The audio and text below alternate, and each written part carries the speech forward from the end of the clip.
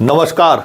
आज सुशील मोदी जी की जयंती है और जयंती के मौके पर पटना से लेके मुफस्सिल इलाके तक में पूरे बिहार में कह सकते हैं कि हजारों जगहों पर कार्यक्रमों का आयोजन हुआ है। स्वाभाविक तौर पर जिस तरीके के वो नेता थे और एक पार्टी और एक व्यक्ति के रूप में उनकी जो पैन इंडिया पहचान रही है वित्त मंत्री के रूप में, तो सिर्फ बिहार ही नहीं देश स्तर पर भी उनके चाहने वाले बहुत सारे लोग हैं। उनकी सादगी, उनकी ईमानदारी, उनका पैशन, उनकी राजनीतिक शैली, मतलब कह सकते हैं कि बिरले ऐसे लोगों में मिलेगा आपको। क्रिकेट की दुनिया में सचिन की जो मतलब एक खास शैली रही है क्रिकेट खेलने की, जिस वजह से उन्हें मास्टर ब्लास्टर कहने वाले लोग तो भगवान तक कह देते हैं।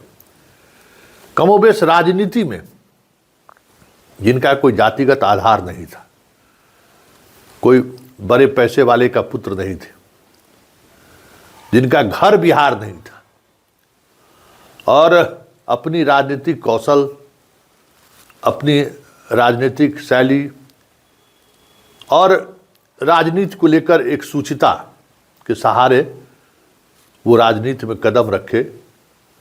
लेमरेटा स्कूटर पर उनकी राजनीतिक सफ़र की शुरुआत हुई और जिस वक्त दुनिया से गए तो इनके पास कोई इस तरीके की गाड़ी नहीं थी जिसको लेकर चर्चा हो सके।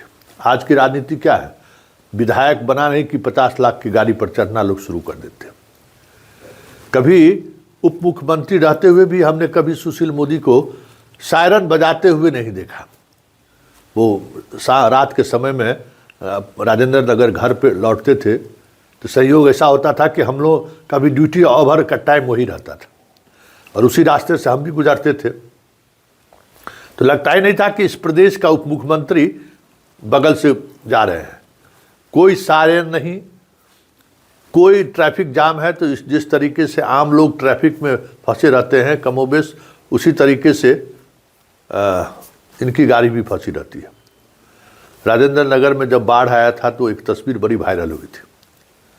वो सुशील मोदी ही उप मुख्यमंत्री थे जो अपने सामान को इस तरीके से कैरी करके ले जाते हुए पुल पर खड़े दिखे। बाकी उप मुख्यमंत्री को कौन घर पर रहता है। उन्होंने बिहार की राजनीति में बहुत सारी चीज़ें, बड़ा योगदान उनका रहा।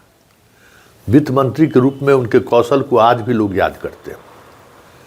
उन्होंने एक नए बिहार के निर्माण में अगर नीतीश कुमार का नाम लिखा जाएगा तो साथ में सुशील मोदी के वित्त मंत्री के रूप में भी चर्चा होगी। लेकिन एक सवाल है, जो सवाल मेरे मन में आज भी कौंध रहा है। ठीक सचिन तेंदुलकर की तरह एक कैप्टन के रूप में हमें लगता है कि सुशील मोदी कभी सफल नहीं हुए।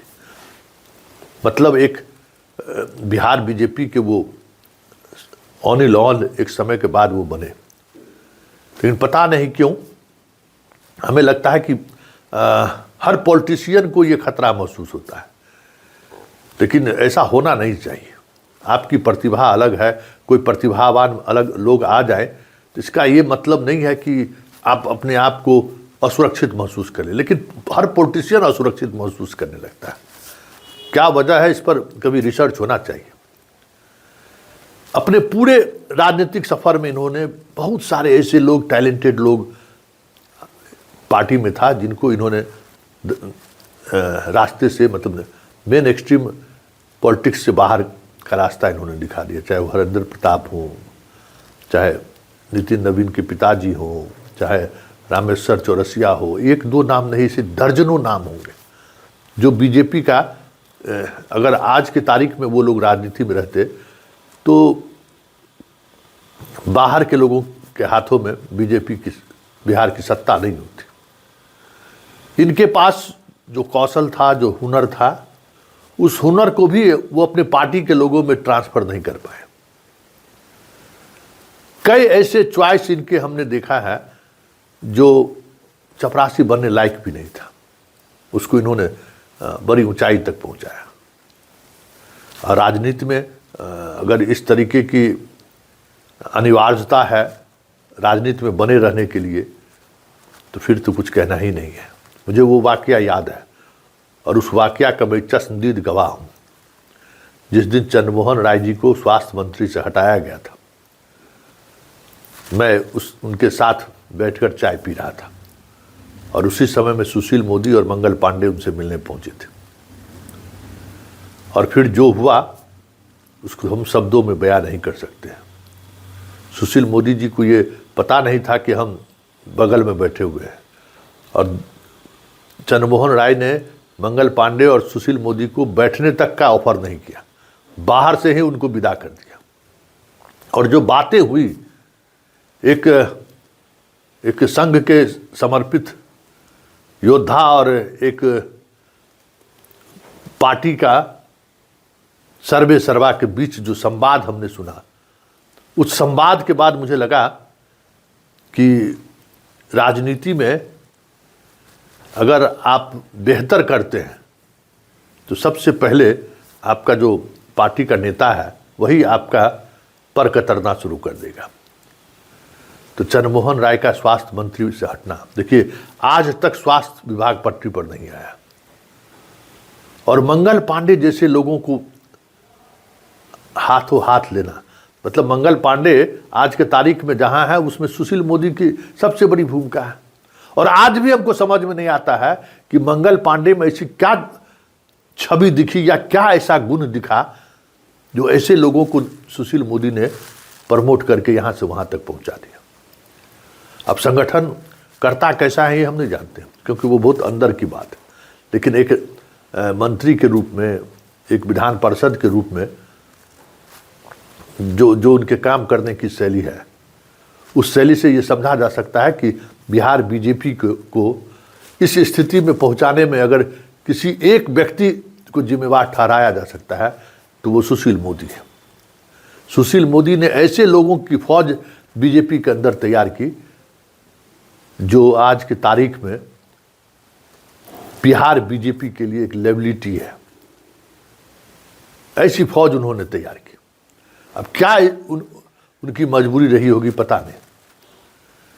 आज के तारीख में अगर कोई दूसरा सुशील मोदी है क्या, भ्रष्टाचार के खिलाफ आवाज उठाने वाला नेता, विपक्ष के रूप में वो ताकत दिखाने वाला, एक भी बीजेपी के अंदर देख लीजिए।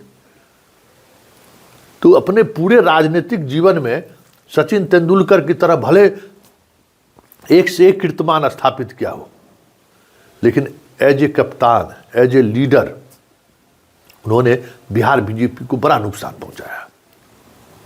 और आज बिहार बीजेपी जहां खड़ी है, क्या हालात है, ना अपना नेता है, कार्यकर्ताओं की वो ताकत खत्म हो गई है, संगठन दूर दूर तक वो संगठन दिखाई नहीं दे रहा है। सिर्फ उतना ही नहीं, सुशील मोदी की राजनीति का असर, एक बार गोविंदाचार्य जी से हमारी चर्चा हो रही थी हाल ही में दिल्ली में, सुशील मोदी जी उस वक्त जिंदा ही थे। तो मैंने उनसे पूछा था कि आपने जो सोशल इंजीनियरिंग की शुरुआत की और सुशील मोदी जैसे लोगों को आपने आगे लाया, तो वो हंसने लगे कि उस व्यक्ति का नाम मत लो। अब वजह जोर भी रहा, कभी फिर अगर मुलाकात हुई तो उस पर चर्चा होगी। लेकिन जो दिख रहा है कि एक व्यक्ति के रूप में, एक पॉलिटिशियन के रूप में जो ताकत, जो शैली सुशील मोदी ने डेवलप की, वो बिहार बीजेपी के किसी नेता में देखने को नहीं मिल रहा है। दूर तलक नहीं दिख रहा है, क्योंकि सुशील मोदी के जाने के बाद बिहार बीजेपी विपक्ष में भी रही है, और उस विपक्ष में रहने के दौरान भी वो ताकत देखने को नहीं मिली जो ताकत सुशील मोदी विपक्ष में रहते हुए दिखाए है। चाहे भ्रष्टाचार से जुड़ा हुआ मसला हो या सरकार को घेरने का मुद्दा हो, कोई सानी नहीं है उनके सामने। इसलिए हम उनके जन्मदिन के मौके पर हम इतना ही कह सकते हैं कि एक पॉलिटिशियन के तौर पर वो सचिन तेंदुलकर जैसे महान है, लेकिन एक कप्तान के तौर पर सुशील मोदी सचिन तेंदुलकर की तरह ही फेल्योर है।